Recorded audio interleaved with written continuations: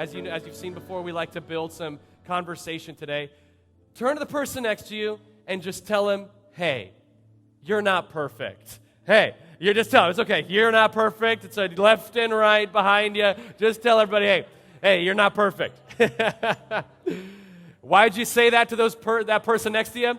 Not to knock them down and make their Sunday terrible, but it's for us to really be on common ground today, all right? And you can say it to me, like to be on common ground to know that none of us are perfect. What we're talking about today is a really important piece of human connection because none of us are perfect, all right? Just because I'm on stage, just because I'm speaking to you, just because I have the word pastor in front of my name does not mean I'm perfect, right? None of us are perfect. What's great about the church is that it's built of people who are imperfect, who make mistakes, who mess up sometimes. But we all come together and realize that there is a perfect God who loves us and wants to have a relationship with us. So get rid of all the pressure, get rid of all the walls and all the barriers and realize, hey, I am not perfect. It's actually one of the most important things we can realize. As we've built on these messages week in and week out on the human connection, the first week we talked about friendship. And one of the greatest gifts God gave us was the gift of friendship, to surround ourselves with people who build us up and not bring us down, to surround us with people who align us with God rather than distract us from God. Last week we talked about, my wife and I, Adrian, we were able to share for the first time kind of together, which was really cool, on the topic of intimacy. And we talked about the intimacy connection is really about this idea that it's into me you see. That when you see me, I don't have any walls or barriers that I'm putting up, or I'm not trying to perform for you. You just see me for who I really am. And that's the way you build healthy friendships. That's the way you build healthy marriages. But I believe this idea today is at the center of all of that, because it's at the center of our relationship with God. So let me jump into the Bible really quick for you. If you look on your card, the first verse we're going to talk about comes from Ephesians chapter 4, verse 31 through 32, and it says this, hey, get rid of all bitterness, rage, anger, harsh words, and slander, as well as all types of evil behavior. So, we're jumping right into it, right? Some of us, maybe we deal with some of these things, probably something, but all of us probably deal with some sort of evil mistakes that we make every now and then. Paul is telling us here, hey, get rid of that stuff, all right? Because it does not do anything to build us up or build the people around us. Instead, circle that word instead on your notes. Underline, be kind to each other. Underline, tenderhearted. And then underline with 2 lines, forgiving one another, just as God through Christ has forgiven you. Today we are talking about the human connection, your first blank, the human connection of forgiveness. Paul is reminding the church in Ephesus, and he reminds us today, hey, you are followers of Christ. You are people who believe in God. So you got to get rid of all that stuff. If you're here today and it's your first time in church and you're like, whoa, dude, I don't even know if I believe in this stuff yet. That's okay. We're just so glad you're here. So you're off the hook with what that verse just said.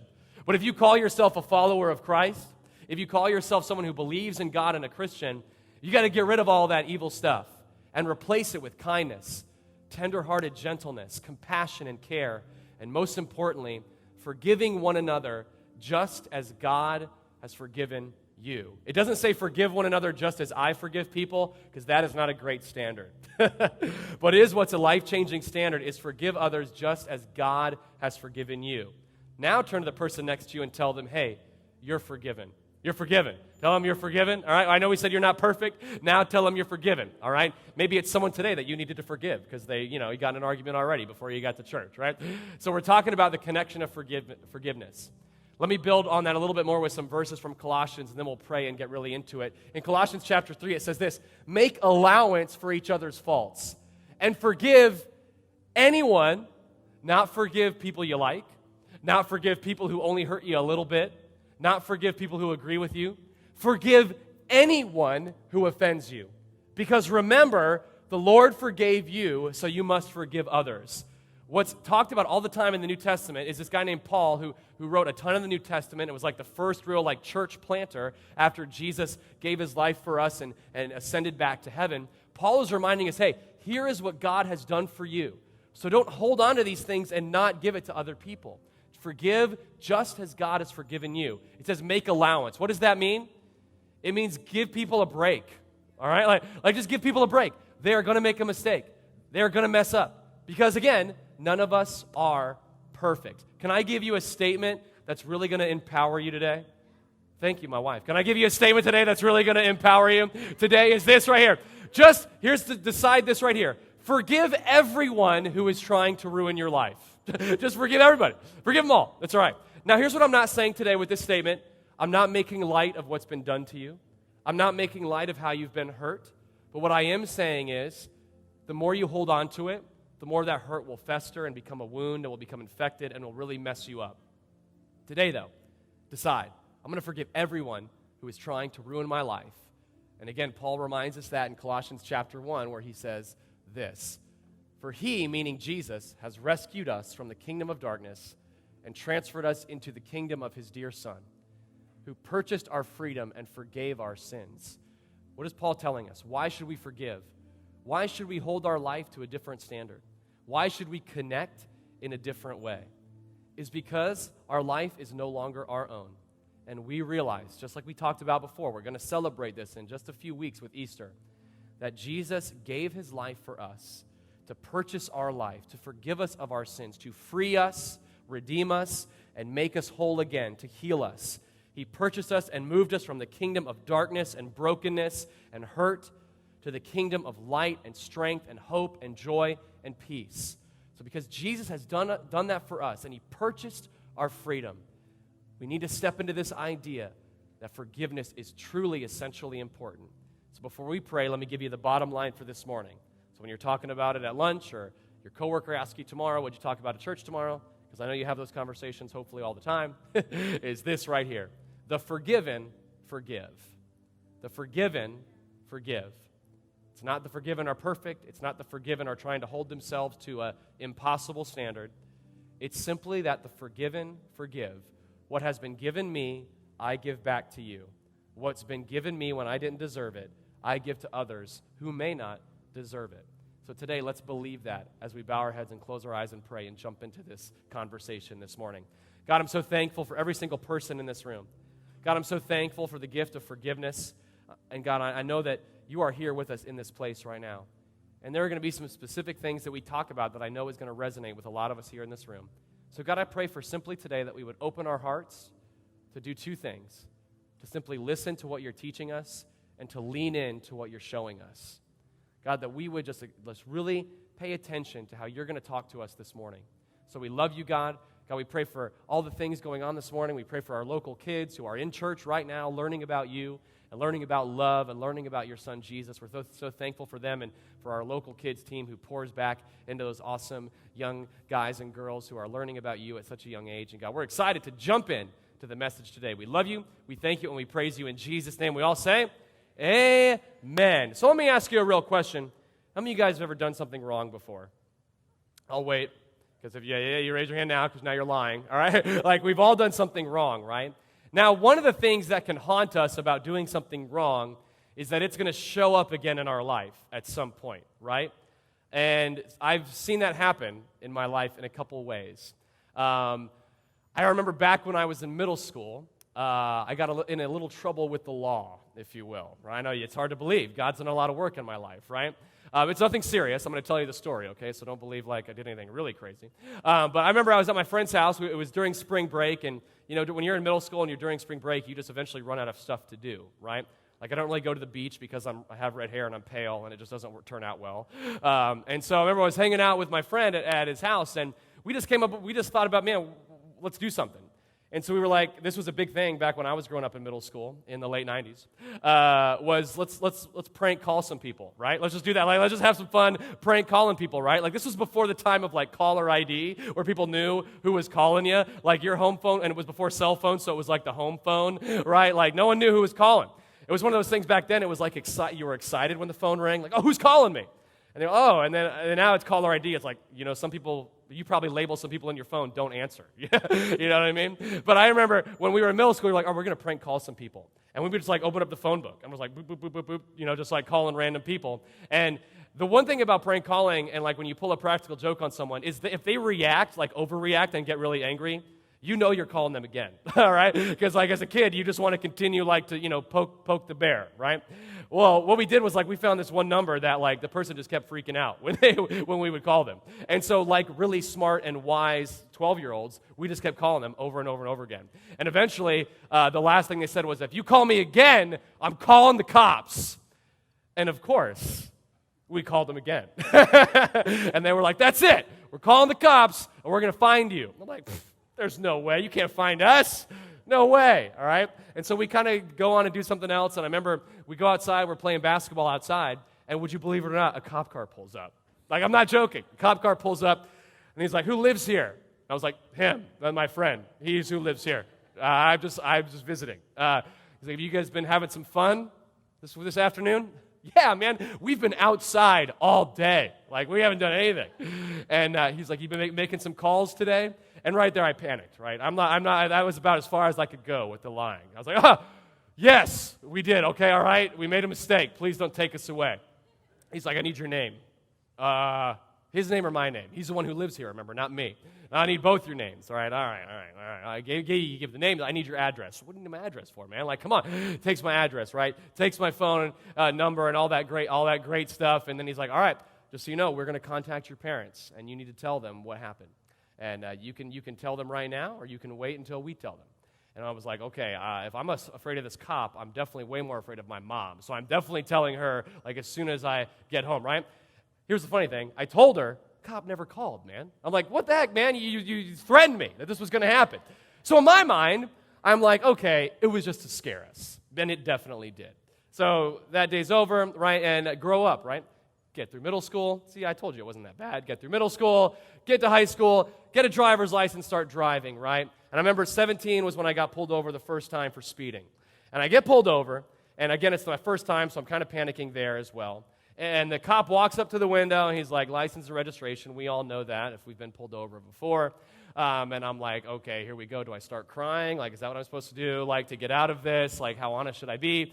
And he's like, all right, he comes back. He's like, how fast you were going? I was like, definitely faster than the speed limit because I'm 17. And he's like, okay. And he goes back to his car to do whatever they do back there, right? And so he comes up, and he's like, okay, Mr. Miller, is this your first run-in with the law? Is this your first time you've done something against law? And I'm like, no.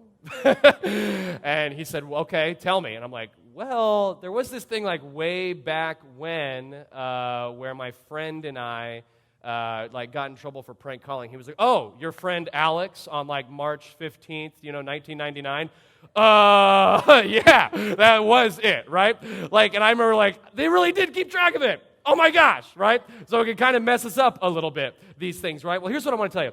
That's kind of what works here on earth and with our legal system. It's not how it works with God. What I want to talk about today is that when God forgives us, He truly does forgive us.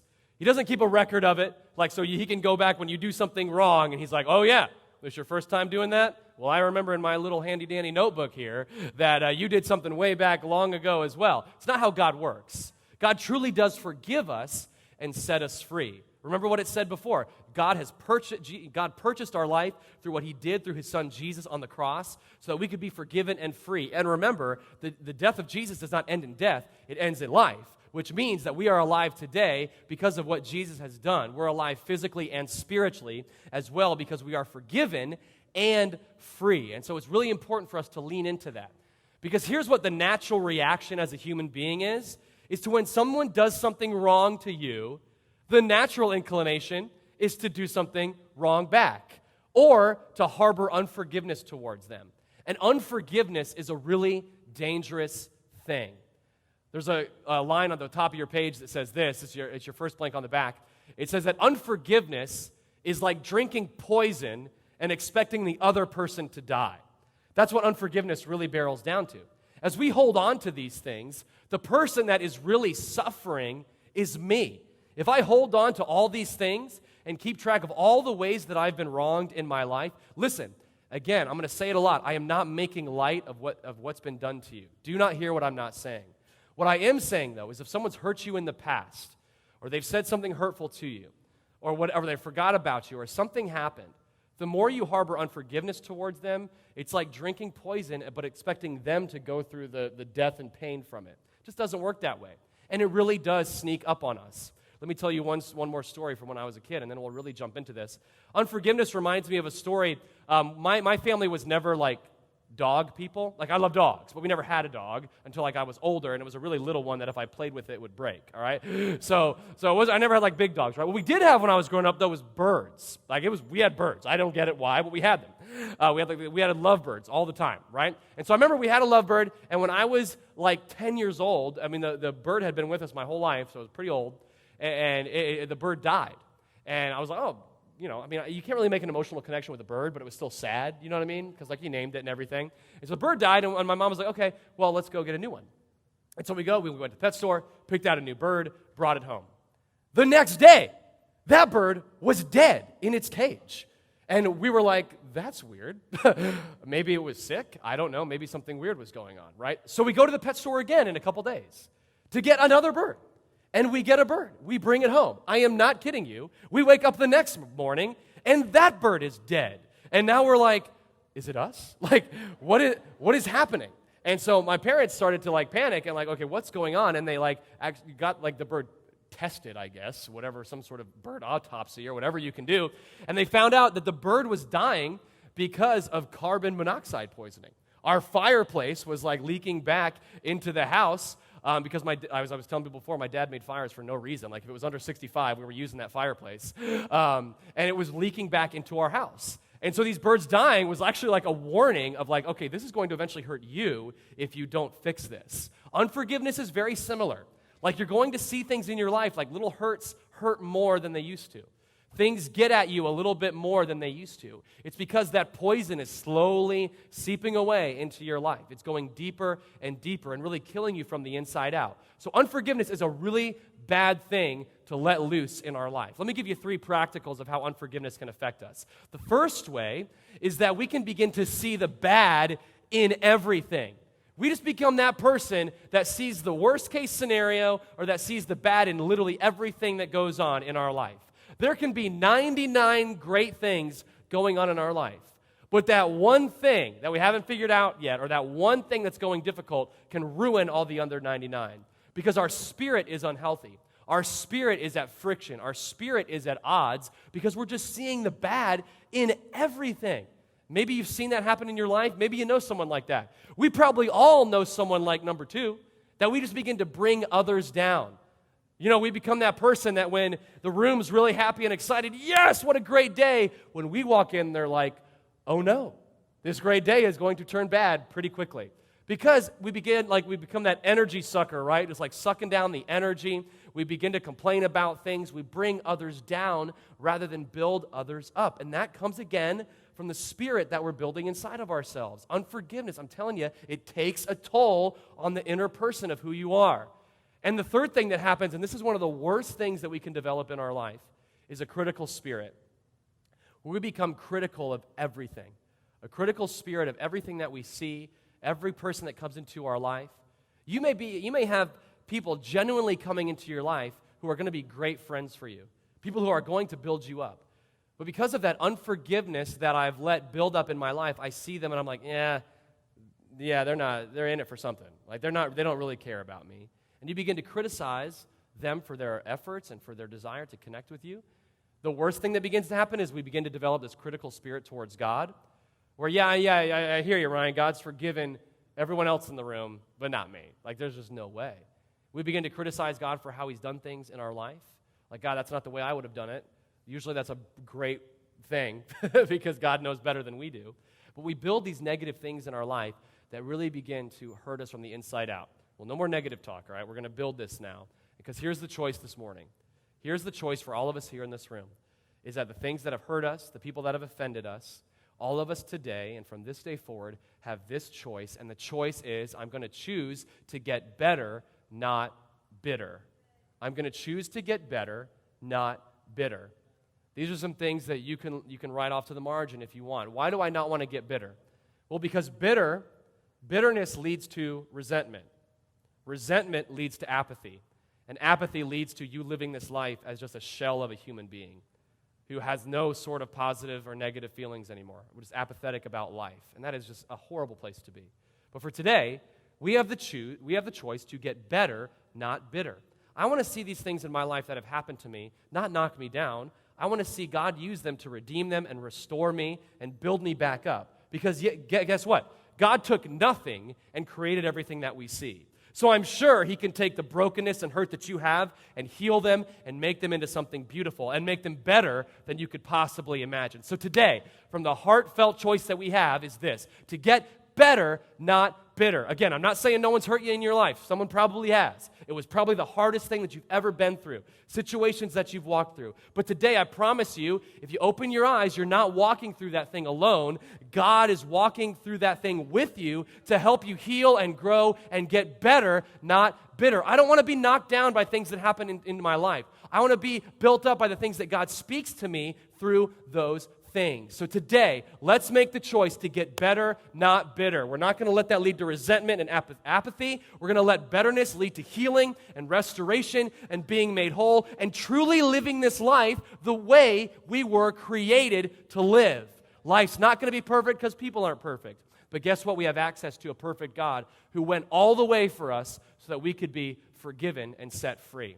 Let me give you this verse. Isaiah chapter 53 reminds us what Jesus did on the cross. It says, "But he was pierced for our transgressions." The nails that went through Jesus' hands. He was pierced for our transgressions. He was crushed for our iniquities. What is iniquity? That is like the deep down rooted, just evil stuff that we all have in our life. Jesus' life and body was crushed for those things. The punishment that brought us peace was on him. Don't punish yourself for what someone else has done to you. Don't punish yourself for what you've done to yourself. Because what Jesus did on the cross was free us from those things. What did it just say? The punishment that was on him. It wasn't on us. And what did it do for us? It brought us peace. So that we don't have to get in this mode of, well, and I know I do this all the time. When I struggle with insecurity and I make mistakes out of those insecurity, what I do, maybe you're like me, is like, okay, well, I got to do a couple things now to get myself back on top. I got to do a couple things to make myself healthy again before I can really give it to God. It's not how it works. The punishment was placed on Jesus, and he was the only one that could endure that punishment and have victory over it so that you and I could have peace years later in our life. Because by his wounds, we are healed. I want you to understand today, not only are you forgiven, but you are healed. Sometimes we can look at the physical things, like, yeah, but I'm still dealing with this sickness or still dealing with that pain. That's physical stuff. And there are true miracles we believe today that God can heal. But the greatest miracle of all is the inner healing that we have all had and have access to. And that's the healing of forgiveness. The greatest miracle of all is that we have been forgiven and made free and brought back into relationship with God if we simply trust Jesus with our life. Because it was all what he did. Look, it doesn't say that I had to do this. Man, I was the one that deserved it. But Jesus went through it. Here's a really important piece about forgiveness to write down, is that forgiveness is not a question of fairness, it's a question of freedom. Forgiveness is not a question of fairness, but a question of freedom. Again, who's the one that's drinking that poison over and over again? Me. It's hurting me. It's chaining me up. The worst thing that I know that I've done before is, again, having those chains that have held us back from insecurity to anxiety to depression to growing up in a divorced home or just things that we deal with, even sickness, right? Those chains that I have. And then like Jesus ripping those chains off when he went to the cross and defeated the grave and rose back to life. But then I want to oh yeah, but it was easier just being here. Freedom's kind of dangerous sometimes, but it's definitely the better way to live. And with forgiveness, it's not about fairness. It's one of those things I remember all the time. My parents would tell me, do this. I don't want to. Too bad. Why do I have to do that? Because I'm the parent. Well, that's not fair. That's not fair, right? Or one of those things, this happened a lot to me as a kid. Hey, if I get my homework done, can I go play with the kids down the street? Yeah, of course. Okay, cool. Get my homework done. Hey, can I go play with the kids? No, it's about to be dinner. Oh, you told me that if I got my homework done, I'd be able to go play. That's not fair, right? Listen, just quit those arguments, especially with God, because it's not a question of fairness. It's a question of freedom. And if we really want to talk about fairness, the greatest person, the most perfect person who ever walked the face of this earth was Jesus. Didn't do anything wrong. Was perfect, completely whole, fully God, fully man. If anyone did not deserve to die the death that he died and get the punishment for what I've done wrong, it was him. But God did the most unfair thing ever so that you could be free and so that I could be free. Forgiveness is not a question of fairness. It's a simple question of, man, do you want to be free? Do you want to be free? Do you want to be restored? Do you want to be made whole? I don't want to walk with all that baggage of what other people have placed on me. I want to walk forgiven and free and made whole. Let me give you one more verse today. Psalm 103 says this, "For as high as the heavens are above the earth, so great is his love for those who fear him." I'm going to read that again, and I want you to realize this is a promise to you. For as high as the heavens are above the earth, so great is his love for those who fear him. What does fear him mean? Man, if we step into that place where we see God for who he really is, and just say, God, I want more of you. What begins to happen is we realize that, man, as high as the heavens are above the earth, so great is his love. In English, we look at the word so, and we're like, okay, cool, they're trying to make a point. Well, it's really because there was no other word to demonstrate what the psalmist was trying to convey about how great God's love is. Like, we can't put into words how great God's love is for you and I. So great, as far as the east is from the west, so far as he removed our transgressions from us. So I have this big thing, if you didn't notice here, I know it's very well hidden, this thing right here where I believe this is kind of like, I don't know about you, but I need to remind myself of this verse all the time. Because I think about my life, and I think about the mistakes I made. And I don't know about you, but I definitely can keep that mental journal of all the wrong things I've done, especially the things I know that were really bad. The things I know that, man, I hurt someone because I did that. I think about, like, one of the first things I can remember doing, as a little kid, like one of the first things I knew that was wrong that I did it was I was with my dad. It was on a Saturday, and we went to the gas station, and I was like, I really want a candy bar. And my dad was like, no, you don't need any candy. We're going home. I'm like, Dad, but I really want one. No, you don't need one, though. I'm like, well, I want one, so I'm going to sneak away and put one in my pocket and walk out the gas station without paying for it, which at that point made me a thief, right? All right, so now I'm a thief. As a little 6-year-old kid, I'm a thief, right? And then I get home, and like a 6-year-old kid would do, doesn't think about opening up the candy bar in front of my dad and eating it. And he's like, where'd you get that? I found it. He's like, where'd you find it? At the store. He's like, we didn't pay for it. I'm like, no, I stole it. He's like, well, that's terrible. So at that point, not only become a thief, I became a liar because I, kind of lying to my dad in that statement, right? I remember, as you grow as a kid and you say like hurtful things. I remember, man, my mom and I used to get in so many arguments as a kid because I would say, you don't run my life, you don't control me, all that stuff. I just became such like a rude kid to my mom. My parents who were trying to protect me and care for me, I became so rude, right? I remember the times where I would, get in fights as a kid and really hurt someone, and all these times where I'd said something really hurtful and I was really mean and I really was unkind, and I can still replay those things in my mind, and it still hurts me to this day. I remember the times as a kid where you get tempted and you look at that thing that you're not supposed to, right? So we got all sorts of things here, right? Like we got lust going on, we got pride going on, we got all these things, right? All these bad things, and we can make this list, and like I said, these are big words, but we probably have specific examples of them in our life. And what we think happens, though, with God is this, and it's just not true. So we think, like, we come to God for forgiveness, right? I mean, the verse says he separates them as far as the east is from the west. But in my human mind, here's what I do. I say, God, that one time I stole that thing, or that one rude thing and hurtful thing I said to my wife, or that time I looked at that stuff I know I'm not supposed to. God, would you just forgive me of those things? And in my mind, I think this is what God sees and this is what he does. Okay, sure. Yeah, you're forgiven.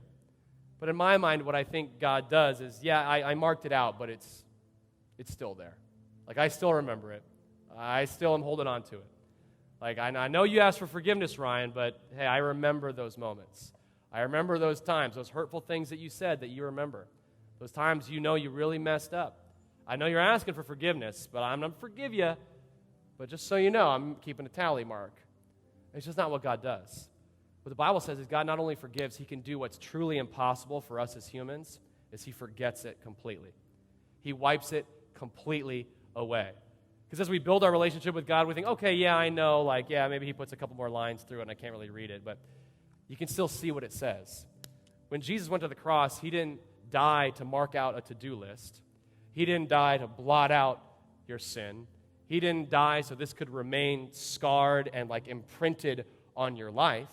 When the Bible says God separated your sin as far as the east is from the west, he did that because guess what? The east and west never meet. He separated that stuff and washed you clean. He separated that stuff and gave you a brand new life. He didn't say, okay, yeah, but when it comes back around again, just remember what you did back then. No, you are forgiven and made free. You have been forgiven and made whole. God has given you brand new life. He doesn't just cover up that stuff. What he does is he says, hey, you know what? None of that stuff even matters anymore, all right? It's all gone. Every day is a new choice to be forgiven and free and made whole and to live from this, because your life is not made up by a list of sins. Your life is not made up by the wrong things that you've done. Your life is not even made up by the times you've tried to make yourself better. It's symbolized by one thing, the greatest gift ever, the gift of my son, Jesus Christ, who gave his life for you. And once we remember that, we realize, man, if Jesus would give his life for me, maybe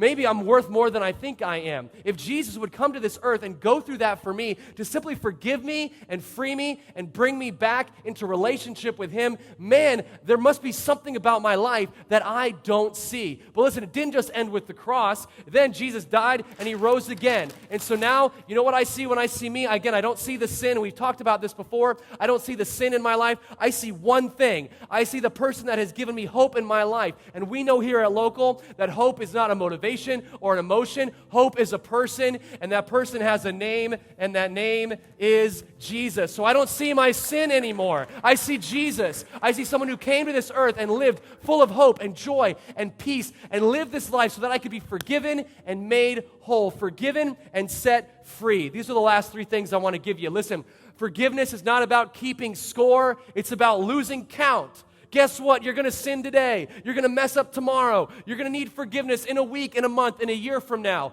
But God does not keep score. He's lost count because it's not about that. He sees you and he sees his son, so he knows you are forgiven, you're free, and you're made whole. Do not keep score of the people that have hurt you in the past. The enemy, Satan, he wants to remind you of the scoreboard. You remember that time they hurt you? Man, you can't give that person another chance. You remember that time? No, it's not about keeping score. It's about losing count, realizing, man, people are people. None of us are perfect. Here's a big thing, though, that you got to understand. When it comes to forgiveness and not keeping score, it doesn't mean you have to become best friends with that person. You don't have to. Forgiveness is not reconciliation. Because what is reconciliation? It's realizing, okay, person one, person two. Person one's been hurt by person two. Okay, I forgive you. And they're like, okay, cool. Forgiveness is all for person one. Okay, I need to forgive them. I need to not drink that poison anymore. I need to let go. Reconciliation happens. It's a completely different message. That's kind of like a two-way street. Person two's got to be willing to take a step as well and reconcile. Forgiveness is about you, though. Forgiveness is letting go. And listen, I know there's some scenarios in our life from things like abuses that we've had and all that stuff that have really, really hurt us. But man, if you're holding on to those things, it's only hurting you right now. You got to let it go. It's not about keeping score. It's losing count and knowing that God, man, he gave us full victory. We're not in a game where we're trying to fight for the extra yard or score more points. Score's over because Jesus won on the cross. It's not about keeping score. It's about losing count. The second thing is this. Sometimes the worst done to you can bring out the best in you. The enemy is going to make you think that you are your mistakes. The enemy is going to make you think that you are what's been done to you. God does not work that way. He works this way. He says, yes, I know that's happened, but you're not dead. You're still alive, and I'm still with you. And I want to breathe life into you and help you and heal you and make you whole and bring you into that life of what it truly means to be a son and daughter of God. What the worst things that can happen to you are the testimonies and stories that you've walked through that you can help someone else in later on so that they don't give up, so that they don't give in to their brokenness. Sometimes the worst that's been done to you could bring out the best in you, but how it brings out the best in you is to really trust God with it, to really let go and let Jesus be who he is, to realize, man, this is what I'm seeing by now. Not Ryan anymore. Man, because Ryan, woo, he got in trouble with the law when he was in middle school. What's wrong with that guy? But now, this is who God sees now. He sees Jesus. And listen, what's the worst thing that could be done to someone? They could be arrested, beaten, and killed for something they didn't do. Jesus was arrested, beaten, and killed for something he didn't do. But in 3 days, it brought out the best thing that ever has happened here on this earth. He walked out of the grave alive. I know, I'm just excited for Easter, so we're talking a lot about that right now. But why is Paul revisiting it in Ephesians and Colossians? Like, get rid of all that junk in your life and realize we're called to be kind and tenderhearted and compassionate because the forgiven forgive. Because just forgive everyone who's trying to ruin your life because sometimes we've been trying to ruin God because of all the things that we've done. But you know what? He's forgiven us. So the forgiven forgive. Sometimes the worst done to you can bring out the best in you. Can I ask you to do something practical? Think about that one person that you know has hurt you in your life. I'd ask you to do something, kind of open it up a little bit. Just write that person's name down on your card today. Maybe scary. You may not even want to admit that that person's hurt you. But write their name down. And if you have unforgiveness towards them, take some time in the next few weeks to let them know that you forgive them. Let them know that, hey, this really hurt me when you did that. And man, it'll be a freeing thing. And it's not going to be easy. But sometimes the worst that's done to you can bring out the best in you. And the last thing is this as we close. Forgiveness is simply giving others what God gave you. Forgiveness is simply giving others what God gave you. It's funny, as I was studying for this message and kind of building the conversation, I just kind of, sometimes what I'll do is I'll just know the topic I'm talking about and I'll just type it into like the TED Talk search bar just to like get some stuff. There's a secret for you if you want to know where I get some stuff. But I remember what popped up was this girl's story who a neighbor of hers when she was a kid growing up had broken into their house and ended up killing her mom and killing her brother. And what she was talking about was how she began to really like say right away that she forgave that person because she thought that was what she was supposed to do. But there was no healing inside because it was just words. There was no actual transformation because it felt like she was pressured to do it. Don't feel pressured to forgive people, but know that it is the thing that frees you because it's what God has given us. But one thing that she said that I think was really powerful, she talked about how the word forgive or forgiveness is used, hundreds of times in the Bible. But it never really tells you how. It never really tells you how to forgive. And what I would think is so important about this last phrase is forgiveness is giving others what God gave you. How do you truly forgive? Is not doing this anymore and just letting it go. Not saying I'm letting it go because it didn't hurt. Not saying I'm letting it go because it didn't mean anything. No, it did hurt. It was hard. But the more I do this, the more I turn this into like a fist of anger and bitterness and resentment. The more I do this is I let go of that hurt. I let go of those wounds. And I let God place in my hand healing and restoration and hope and joy again. And I don't turn into that angry person. Turn into that person that says, you know what? God's given me everything when I didn't deserve it. And so for me, forgiveness is about giving you what God has given me. Forgiveness is about giving others what God has gave us. What did he give us? His son, when we didn't deserve it. Healing and hope and restoration. And this is the foundation of all our relationships here on earth, is understanding what forgiveness is. I've had to forgive Adrienne before. She's had to forgive me a lot more. But it's because we're not perfect people. It's because we need to know that. And we need to understand that, man, when God sees us, he does not see, I could have probably, for my whole message, written down all the wrong things. He hasn't marked it out. He's completely ripped it up, washed it away, given you new life through his son, Jesus. So here's the thing. Know that, yeah, you know what? I didn't deserve that.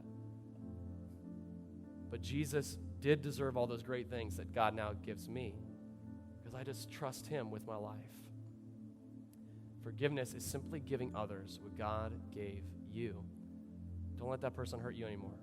Don't drink that poison anymore. Let God open up to you and show you who he is. Get rid of the scorecard. And let's truly be people who live free, knowing that God is so good and Jesus gave everything for us, because the forgiven forgive.